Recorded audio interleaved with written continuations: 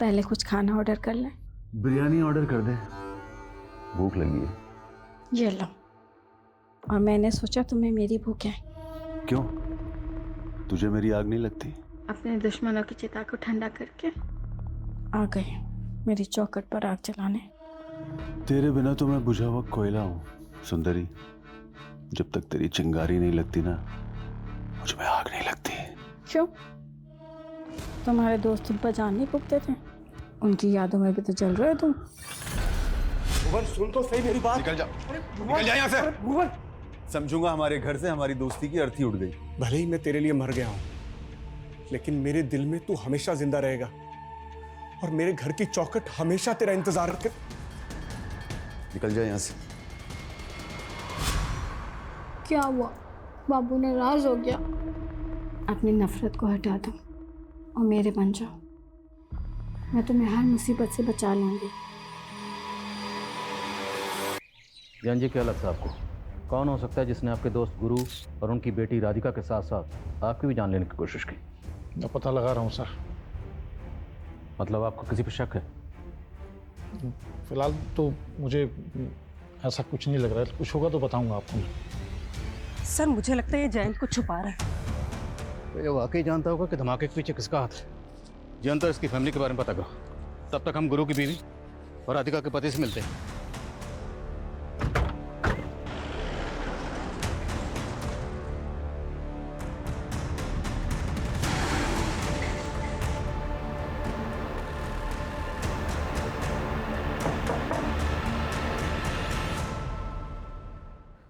आपको किसी पे शक कोई ऐसा है जो आपकी बेटी राधिका और आपके पति गुरु को इस तरह मरवा सकता है? मुझे तो कुछ समझ में नहीं आ रहा है। राधिका तो यहाँ रहती भी नहीं थी, वो तो बस डिलीवरी के लिए मायके आई थी। नीरज जी, आपको किसी पे शक? Excuse me sir.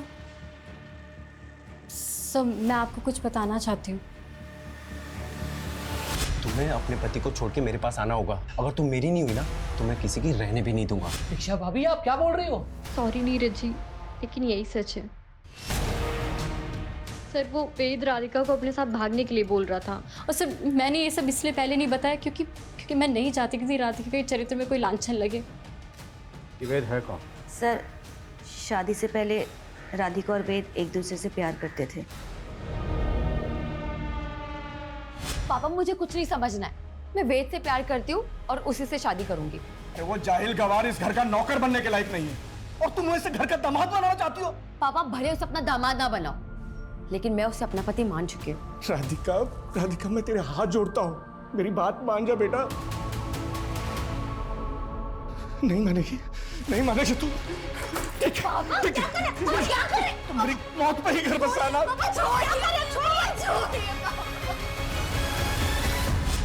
इसके बाद राधिका वेद को भूल गई थी। नीरज जी, आपकी और राधिका की शादी को कितना वक्त हुआ? 7-8 महीने सर। तो इन 7-8 महीनों में राधिका ने कभी अपने पास्ट के बारे में आपको कुछ नहीं बताया? नहीं सर। ये वेद रहता कहाँ? सर मैंने कुछ नहीं किया सर मैंने कुछ नहीं किया सर मोटर मैकेनिक हूँ सर, घर से सारा काम संभालता हूँ। और आपको सर मैं बॉम्ब बनाने वाला दिख रहा हूँ। कोई मिला नहीं तो आप मुझे फंसा दोगे। फंसाएंगे नहीं, साबित करेंगे। अगर सच नहीं बोलेगा ना तो ऐसे ही धोएंगे तुझे। मैं सच बोल रहा हूँ सर, मैंने कुछ नहीं किया है। मैं सर राधिका से प्यार करता था और राधिका भी मुझसे शादी करना चाहती थी, लेकिन सर उसके बाप ने। लेकिन उसके बाप ने क्या? उसके बाप और राधिका दोनों को? नहीं सर, राधिका मेरे बच्चे की माँ बनने वाली थी। क्या बोला तूने? सर राधिका मेरे बच्चे की माँ बनने वाली थी सर। सर फॉरेंसिक को इस वेद के घर से जो सामान मिला है उसमें जेलेटिन या एक्सप्लोजिव के कोई ट्रेसेस नहीं मिले। अब इतना बेवकूफ़ नहीं कि धमाका करने के बाद वो सब सामान अपने घर में रखेगा। मोटर मैकेनिक है तो पूरे चांसेस हैं कि ट्यूबवेल में वो बॉम्ब इसने प्लांट किया होगा। पर ये वेद तो बोल रहा है कि राधिका के पेट में इसी का बच्चा था। अब ये तो पैटर्निटी टेस्ट से ही क्लियर होगा। और सवाल ये है कि राधिका के हस्बैंड को वाकई राधिका के पास्ट के बारे में कुछ भी नहीं पता था। आप पापा बनने वाले हो? सच? सर वो न्यू कंसाइनमेंट आ गया है। चलो आप इस रिश्ते का हाथ मुझसे मत छीनिए, रख लीजिए। इन पैसों से मेरा दुख कम नहीं होगा। मैं जानता हूँ पैसों से सिर्फ घर की ज़रूरतें पूरी हो सकती हैं, पति की कमी तो दूर नहीं होगी। लेकिन आपको कभी भी किसी चीज़ की ज़रूरत हो तो आप बोलना, झिझकना मत। सर एक बात जयंत ने भी हमसे छिपाई और गुरु की बीवी ने भी हमको नहीं बताई। कौन सी बात? हम सिर्फ जयंत और गुरु को इस जमीन का हिस्सेदार समझ रहे थे, जबकि इस जमीन का एक तीसरा हिस्सेदार भी है। जयंत और गुरु का दोस्त भुवन, ये तीनों हर साल इस जमीन पे पहली पानी भराई और पूजा करते थे। लेकिन इस साल इस अवसर पे भुवन शामिल नहीं हुआ था। क्यों? जयंत और गुरु का भुवन से झगड़ा चल रहा था। मजदूरों का कहना है कि इन तीनों की दोस्ती टूट चुकी थी। तो क्या गहरी दोस्ती गहरी दुश्मनी में बदल गई? इतनी गहरी कि दोस्त ने दोस्त की जान ले ली? हो सकता है सर। वो कहते हैं ना, इस सारे संसार में फसाद की जड़ सिर्फ ये 3 चीजें, जर, जोरू और जमीन। अगर हम तीनों में से कोई भी पहले निकल गया ना भगवान से मिलने, तो जो बच गया जमीन उसकी। हम आप लोगों से ये जानना चाहते हैं कि पानी भराई और पूजा की परंपरा में अचानक बदलाव क्यों और कैसे किया गया? क्योंकि पूजा तो आप तीनों दोस्त हर साल तीनों मिलकर ही करते थे। सर इस बार भुवन तो आया नहीं था, तो गुरु चाहता था कि इस बार की पूजा राधिका के हाथों हो। क्या कोई बाहर वाला आदमी जानता था कि पूजा में राधिका शामिल होने वाली? आप ऐसा क्यों पूछ रहे हैं? अगर इस पूजा की परंपरा में बदलाव नहीं किया गया होता तो भुवन की गैरहाजिरी में पूजा में आप और गुरु बैठे, राधिका नहीं। मतलब ये कि टारगेट आप और गुरु दोनों हो सकते हैं। अब ये बताइए वो कौन हो सकता है जो दोनों जमीन मालिकों को मारना चाहता था? भुवन पे तो शक नहीं है आपको? तो आप बताइए, अगर भुवन ऐसा कर सकता है तो ऐसा क्यों करेगा? क्योंकि सर हमारी सालों की दोस्ती एक बहुत बुरे मोड़ पे आके टूटी थी। जैन, अरे भुवन को तुझसे कुछ बात करनी है। अरे तो तू बिचौलिया क्यों बन रहा है? वो बोलेगा ना। यार हमारी दोस्ती का रिश्तेदारी में नहीं बदल सकती। मैं चाहता हूँ यार सोहम और मीनाक्षी की शादी हो जाए। अरे यार तूने मेरे मन की बात छीन ली यार। और सोहम और मीनाक्षी तो बचपन के दोस्त हैं। ये हुई ना बात। जयंत, तुझे मालूम है ना, मीनाक्षी थोड़ा हकलाती भी है। अरे नहीं बेटा, तो हमारी बहू नहीं हो, बेटी हो। खुश रहो। हाँ जयंत, सोहम और मीनाक्षी की जोड़ी बहुत अच्छी लगेगी। बेटा, नमस्ते बेटा। मीनाक्षी से मिलो। हाय सोहम। हाय मीनाक्षी। ये क्या बदतमीजी है सोहम? मुझे पता है हम यहाँ किस लिए इकट्ठा हुए हैं आज। हाँ पता है मुझे। आप लोग यही चाहते हो ना कि मैं शादी कर लूं। ठीक है दीक्षा,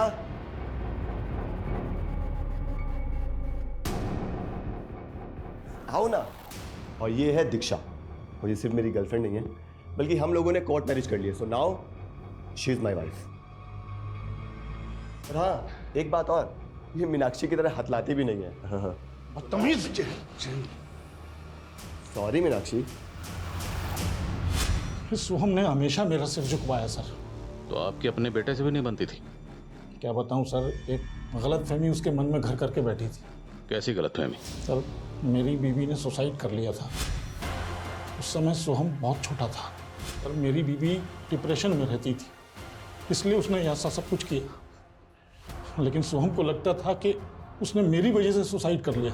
गुरु से क्या प्रॉब्लम थी भुवन को? सर यही कि उसने रिश्ता करने के लिए बोला था। फिर तो सोहम की सजा जयंत को क्यों दे रहा है?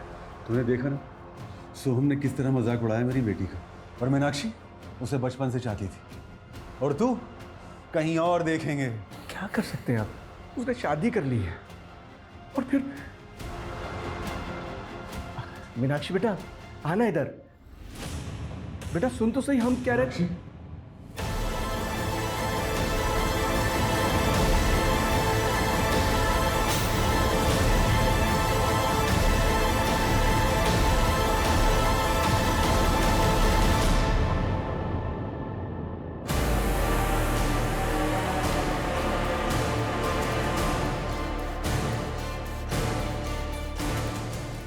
मीनाक्षी बच गई, लेकिन उसकी आवाज़ चली गई।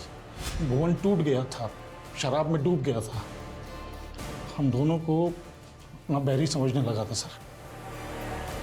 मंजू जी, आपको भी यही लगता है कि भुवन ऐसा कर सकता है? जी।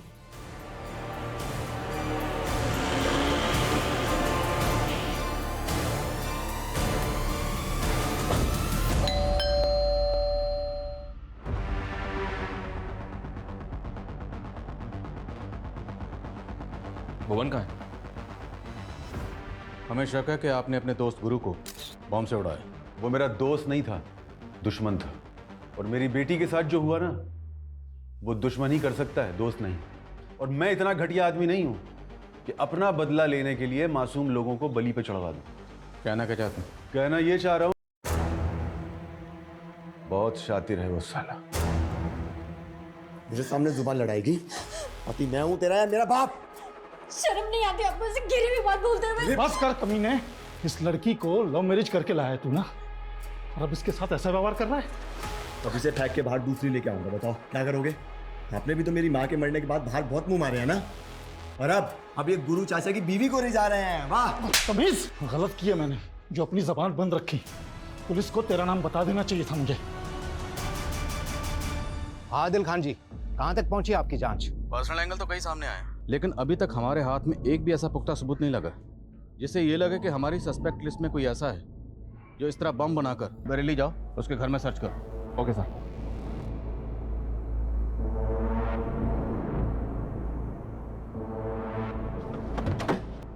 पूरा घर अच्छी तरह से सर्च करो। सर। अरे कहाँ जा रहे हो आप लोग? सर बात क्या है? तेरी बीवी के पेट में जो बच्चा था वो वेद का था, और तू कह रहा है कि तुझे मालूम नहीं था अपनी बीवी के अफेयर के बारे में? अरे नहीं मालूम था मुझे कि राधिका का किसी के साथ अफेयर चल रहा था, और अगर मालूम भी होता तो क्या मैं उसका जाके खून कर देता, वो भी इस तरह से? घर में कुछ नहीं मिला फिर भी हम इसे क्लीन चिट नहीं दे सकते। लॉजिस्टिक का बिजनेस है इसका, और बरेली में एक वेयर हाउस भी है। खबरियों को बोलो कि इस पे नजर रखें। हो सकता है कि लॉजिस्टिक के बिजनेस की आड़ में इसका किसी एंटी सोशल ग्रुप से कनेक्शन हो।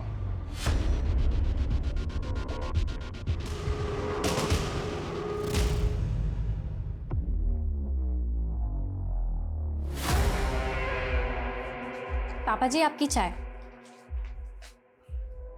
पापा जी इतना कैश लेके आप कहाँ जा रहे हैं? मैंने और गुरु ने मिलके एक ट्रैक्टर लेने का सोचा था। अब गुरु तो रहा नहीं, लेकिन उस जमीन पे खेती तो करनी है ना, बस इसलिए ट्रैक्टर खरीदने जा रहा हूँ। पापा जी क्या आपको वाकई लगता है कि वो ब्लास्ट सोहम ने? मैं लेट हो रहा हूँ, चाय नहीं पी पाऊंगा।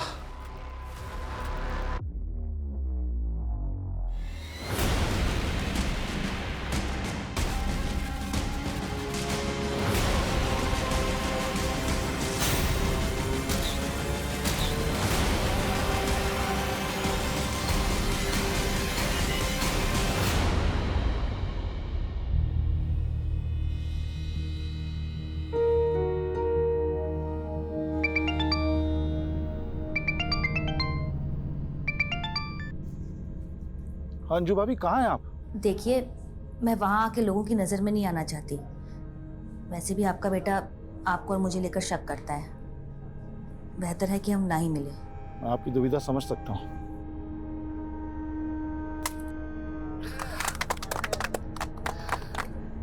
चलिए पापा जी, पहली बार ट्रैक्टर आप स्टार्ट कीजिए।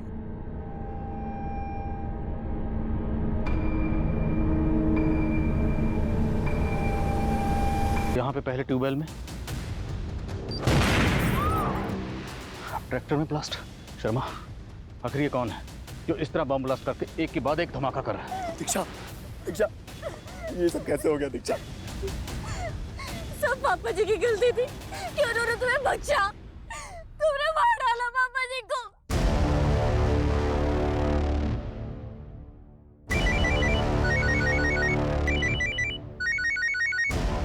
हेलो, क्या ब्लास्ट हो गया?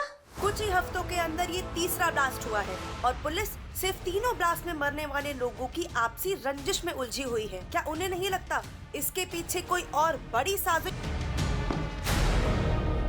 मैं कम सर? कम सर, हमें सोहम पे ट्यूबवेल वाले ब्लास्ट के दौरान भी शक था, और इस बार तो इसकी बीवी भी। लेकिन शर्मा, क्या सोहम इस तरह का बम बनाने में शामिल हो सकता है? मत भूलो, फॉरेंसिक के मुताबिक ये बम लो इंटेंसिटी का था, लेकिन इस बम में भी गिलेटिन स्टिक इस्तेमाल हुई, और जिस तरह से ये बम ट्रैक्टर में प्लांट किया गया, ये किसी एक्सपर्ट का काम है। हम और अंधेरे में तीर नहीं चला सकते। ये मीडिया वाले पहले हमारी धज्जियां उड़ा रहे हैं कि हमारी तहकीकात गलत डायरेक्शन में जा रही है। तो सर हमें क्या करना चाहिए? क्योंकि ATS को भी फिलहाल ऐसा कोई क्लू नहीं मिला है जो हमें हेल्प करे। अभी तक हम नज़रपुर में जो ब्लास्ट हुए हैं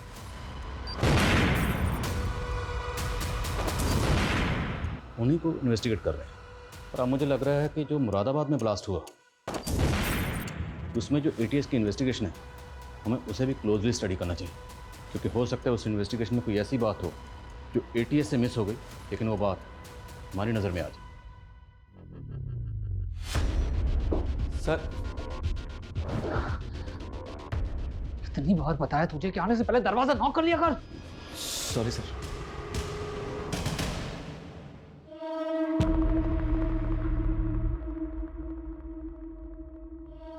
तुम अपनी नफरत को बुला दो, मैं तुम्हें हर मुसीबत से बचा लूंगी। सर एक बात हमसे कंप्लीटली मिस हो गई। भुवन का फोन 18 तारीख को मुरादाबाद में एक्टिव था और 18 तारीख को ही मुरादाबाद सिटी में ब्लास्ट हुआ था। ये भुवन मुरादाबाद में जाता कहाँ? सर वो तो पता नहीं, लेकिन ये अक्सर मुरादाबाद जाता रहता है और ये जब जब मुरादाबाद गया है इसका फ़ोन उस लोकेशन पे भी एक्टिव रहता था जहाँ जहाँ ब्लास्ट हुआ था। हो सकता है ये वहाँ रेकी करने जाता हो। सर मुरादाबाद तो रोज़ हज़ारों लोग आते जाते हैं। मैं मुरादाबाद गया और मैंने बम ब्लास्ट कर दिया। तो ये बता कि मुरादाबाद में जाता कहाँ? सुंदरी के यहाँ गया था। कौन सुंदरी? प्रोस्टिट्यूट है सर। 18 तारीख की रात में उसी के साथ। सब पता किया हमने। तो मुरादाबाद में कुंजा मार्केट भी जाता, वही कुंजा मार्केट जहाँ पे ब्लास्ट हुआ था। बोल क्या छिपा रहा? सर मैं तो उस मार्केट में कचौड़ी खाने जाता हूँ गांव लौटने से पहले। करेक्ट, कचौड़ी खाने वाले के गैस स्टोव में ब्लास्ट हुआ 18 तारीख को। बोल।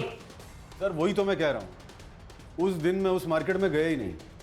सुंदरी के घर से निकला और सीधा अपने गांव वापस चला गया। शायद मेरी किस्मत अच्छी थी। उस दिन अगर उस मार्केट में गया होता तो बम ब्लास्ट में मैं भी मारा गया होता।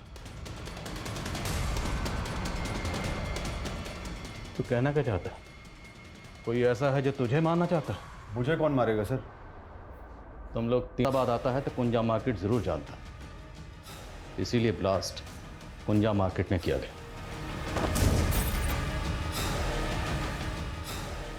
जहन पे जोर डाल और बता कि वो शख्स कौन है।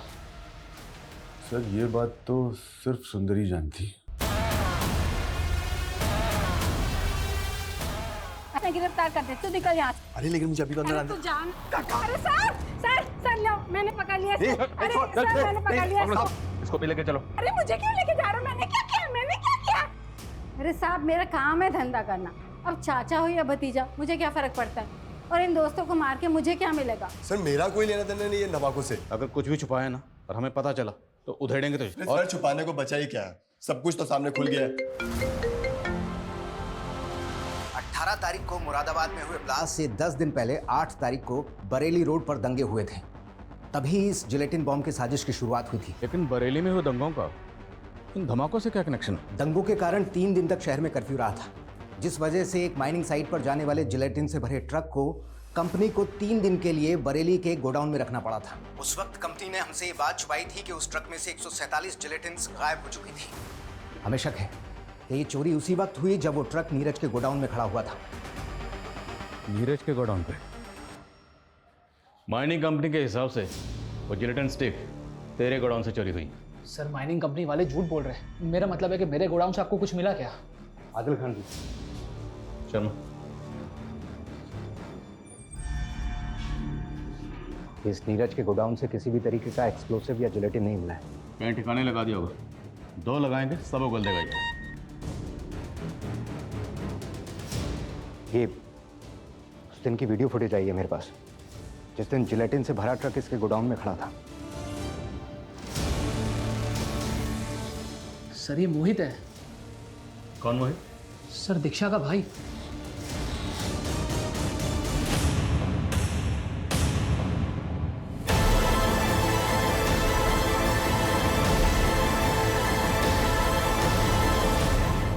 कौन सोच सकता है ये मासूम से दिखने वाले भोले वाले चेहरे किसी की जान भी ले सकते? सर वो तीनों इंसान नहीं, जानवर थे, जानवर। सर उन तीनों ने मिलकर हमारी माँ का रेप किया था। हमारी माँ का रेप? 10 साल पहले जब मैं और मोहित बच्चे थे और हमारी माँ एक गेस्ट हाउस में सफाई का काम करती थी। अरे सर आप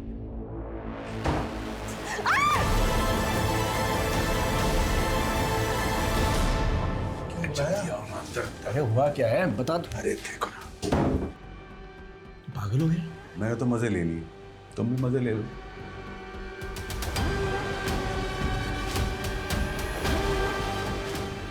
अब तू क्या सोच रहा है? सच्चा दोस्त वो होता है ना जो हर बुरे काम में और अच्छे काम में दोस्त का साथ दे। अरे चल जाना, क्या सोच रहा है? चल। क्या करना है उसका? करना क्या है यार, अब निकलते हैं हम यहाँ से। सरिता, सरिता, सरिता, क्या हुआ तुम्हें? सरिता, हमारा बाप गया था पुलिस के पास मदद मांगने के लिए, पर किसी ने उनकी बातों को सीरियसली नहीं लिया। हमारा बाप टूट चुका था। उसने हमारी माँ के साथ मिलकर हमें जहरीला खाना खिलाया, सुसाइड करने की कोशिश की। लेकिन हमारे पड़ोसी आ गए और हमें हॉस्पिटल ले गए। हम तो बच गए सर, लेकिन हमारे माँ पापा ने उन्हें खो दिया। हमने बचपन में ही ठान लिया था कि एक दिन इन तीनों से जरूर बदला लेंगे। सर, हमारे मामा ने हमें पाला, हमने पढ़ लिख के खुद को इस लायक बनाया कि हम उनकी बराबरी कर सके और सबसे पहले उनके घर में घुस के उन्हें घात लगा सके। इसलिए मैंने सोहम के ऑफिस में जॉब ढूंढी और उसे प्यार के जाल में फंसा के उससे शादी कर ली। और ये है दीक्षा, और ये सिर्फ मेरी गर्लफ्रेंड नहीं है बल्कि हम लोगों ने कोर्ट मैरिज कर लिया। So now she is my wife. और अपने भाई मोहित को नीरज के यहाँ नौकरी पर लगवाया। और वो जिलेटिन और बारूद तो 1.5 महीने पहले ही नीरज के गोदाम में आए थे। तो क्या तुम लोगों ने पहले उन्हें बॉम्ब से? हम तो उन तीनों को बहुत पहले ही मार देना चाहते थे, पर हम कुछ ऐसा सोच रहे थे जिससे कि हम ना फंसे। फिर हमें जेलेटिन का आइडिया आया, तो हमने सोचा कि क्यों ना इस मर्डर को बॉम्ब ब्लास्ट की शक्ल दे दें। बॉम्ब बनाना हमने इंटरनेट से सीखा और भुवन जब भी मुरादाबाद जाता था, इसलिए हमने ट्रैक्टर में बॉम्ब प्लांट किया सर। और अफसोस इस बात का रहेगा कि हम भुवन को नहीं मार सके। मैं मानता हूं तुम दोनों की मां के साथ जो हुआ वो गलत हुआ और जिसने ये किया उसे सजा मिलनी चाहिए थी। पर तुम दोनों ने क्या किया? खुद ही निकल पड़े बदला लेने के लिए, और बदले की आग में इतने अंधे हो गए कि ये भी नहीं देखा इतने मासूम लोगों को मार डाला।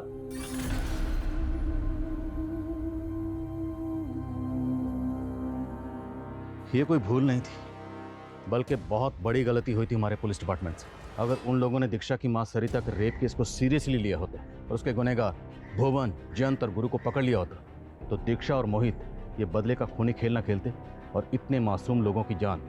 आतंकवादी संगठन का हाथ भी हो सकता है। सरकार ने आश्वस्त किया है कि एटीएस पूरी गंभीरता से इस मामले की जांच करेगी।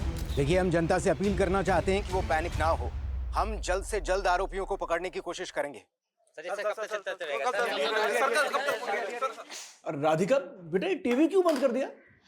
पापा नाना बनने वाले आप। ऐसी खबरें सुन के ना मेरा बच्चा डर रहा है। अच्छा, तो ये टीवी हमारे नाती ने बंद करवाया है? हाँ, तो समझ जाओ इशारा कि आगे आगे इस घर में हमारे नाती का इलाज चलने वाला है। बिल्कुल। वैसे नातिन भी तो हो सकती है ना? अरे भाई, राम जाने वो तो है, दोनों का ही वेलकम है यहाँ। अरे हाँ, तुमने दामाद जी से फोन पे बात कर ली ना कि भाई डिलीवरी के वक्त उन्हें फुर्सत मिल जाएगी काम से या नहीं? हाँ पापा, उन्हें तो बेसब्री से इस बच्चे का इंतजार है। वो तो हमें भी है। हाँ? नमस्ते चाचा जी। नमस्ते नमस्ते दीक्षा बेटी। ये लीजिए चाचा जी, आपके लिए स्पेशल करेले की चटनी, आपकी डायबिटीज में बहुत फायदा करेगी। भाभी, आप कितना सोचते हो पापा के लिए। हाँ भाई, कहीं तेरा ससुर बुरा ना, लेकिन वक्त के साथ बहुत कुछ बदल गया बेटा। तेरा ससुर जयंत तो अब भी मेरे नजदीक है, लेकिन वो भुवन। चिंता मत कीजिए चाचा जी, मेरी भी इच्छा है कि आप तीन लोग फिर से एक साथ हो जाएं, पहले की तरह। अब अच्छा चाचा जी, आपको याद है ना कि कल आप तीनों की जमीन में पानी भराई शुरू करनी और पूजा भी है? हाँ बेटा। इनकी इच्छा थी कि इस बार पूजा राधिका ही करे, लेकिन ये सोच रहे थे कि कहीं इससे भुवन जी और तुम्हारे ससुर जयंत जी को कोई ऐतराज ना हो। अरे चाची जी, इसमें ऐतराज की क्या बात है?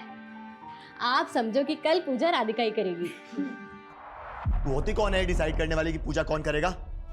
बीवी हूँ आपकी और इस घर की बहू भी, और मैंने पापा जी का बस चले तो अपनी सारी जमीन उन्हीं के नाम कर दे। तू आज के बाद वो करेगी जो मैं कहूंगा। सोहम, ज्यादा मर्दानगी मत दिखा। दीक्षा को मैंने अनुमति दी थी राधिका से पूजा कराने की। गुरु चचा दोस्त है आपके, सिर्फ दोस्त, परिवार नहीं है वो आपके। और ये बहू है आपकी, बेटी नहीं। सारे रिश्तों को उलझा के रखा हुआ है आपने। तूने तो बहुत सुलझा के रखा है ना, बेटा होने का फर्ज अदा कर रखा है ना तूने तो। हाँ तो ठीक है ना, बना लो किसी गैर को अपना बेटा। जब धोखा खाओगे ना तब पछताओगे।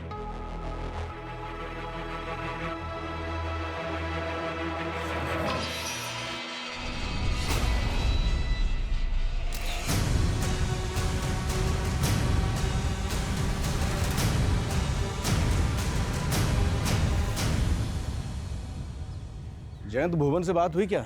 आ रहा है वो? आपका न्योता भेजेंगे उसको यार, छोड़ उसको, दारू पी के पड़ा हुआ कहीं पे।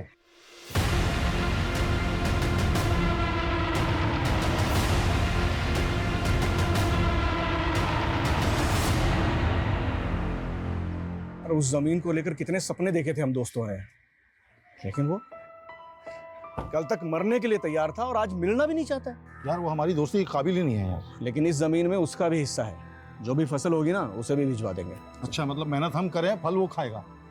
पागल हो गया क्या? बचपन के दोस्त हैं हम, वो हमें गैर कर सकता है, लेकिन हम अपनी दोस्ती का फर्ज नहीं भूलेंगे, समझे? ठीक है यार। राधिका, राधिका, श्वेत, तुम यहाँ क्या कर रहे हो? हाँ राधिका, तुम इतने दिन बाद आई हो और मुझसे मिली भी नहीं। श्वेत, अब तो मेरा पीछा छोड़ दो, मैं शादीशुदा हूँ। तुम और ये बच्चा दोनों मेरे, समझी? वेदी क्या बकवास कर रहे हो? तुम जाओ यहाँ से। तुम्हें अपने पति को छोड़ के मेरे पास आना होगा। अगर तुम मेरी नहीं हुई ना तो मैं किसी की रहने भी नहीं दूंगा। देखो मुझे धमकी मत दो वरना मैं। वरना क्या? सिर्फ आधा घंटा दे रहा हूँ तुम्हें, बैग पैक कर और भाग चल मेरे साथ।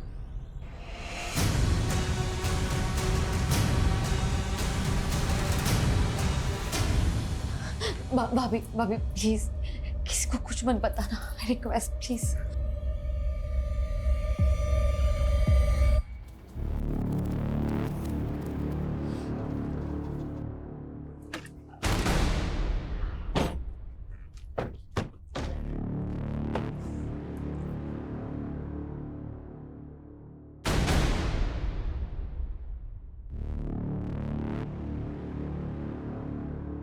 आओ राधिका बेटा, करो शुभारंभ।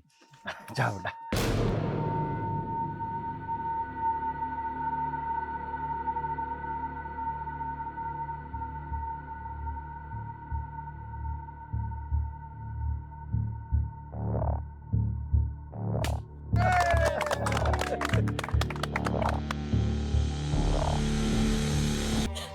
दीक्षा, ये सब कैसे हो गया दीक्षा?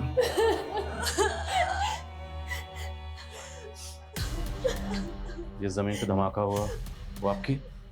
जी हाँ सर। बताएंगे धमाका कैसे हुआ? सर जब धमाका हुआ तब मैं वहां नहीं था। लेकिन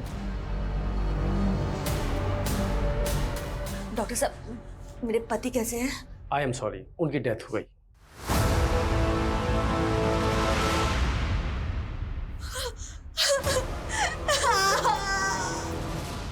लेकिन यार आधी उम्र निकलने के बाद ये सपना पूरा हुआ है। अगर तुम दोनों से पहले मैं ऊपर निकल लिया ना तो जमीन तुम दोनों के नाम। जयंत पागल हो गया क्या? अरे शुभ शुभ बोल, क्या बोली जा रहा है? वैसे तेरी बात में दम है जयंत। अगर हम तीनों में से कोई भी पहले निकल गया ना भगवान से मिलने, तो जो बच गया जमीन उसकी। अबे फिर तो गुरु की लॉटरी निकल जाएगी। मेरी क्यों? अबे जोशी ने बोला है 100 साल जिएगा कम वक्त। फॉरेंसिक रिपोर्ट के मुताबिक बम बनाने के लिए जिलेटिन स्टिक्स और बारूद का इस्तेमाल किया गया और बम को ट्यूबवेल के पावर स्विच के साथ कनेक्ट किया गया ताकि जैसे ही ट्यूबवेल ऑन हो धमाका हो जाए। सर ये जिलेटिन स्टिक्स और बारूद का इस्तेमाल तो मोस्टली टेरर ग्रुप्स ही करते हैं। लेकिन टेरर ग्रुप का मकसद तो ज़्यादा से ज़्यादा जान और माल का नुकसान करना होता है, जबकि यहाँ पे पर्पसली एक ही फैमिली को टारगेट किया गया। फैमिली के 2 मेंबर्स के साथ साथ खेत में काम करने वाले 2 मजदूर भी मारे गए। गुरु का दोस्त जयंत वो बच गए। तो क्या सर आपको इसमें कोई पर्सनल एंगल दिखाई दे रहा है? जयंत की हालत स्टेबल होने दो, फिर उससे बात करते हैं और हमें इस केस को एस्केलेट करके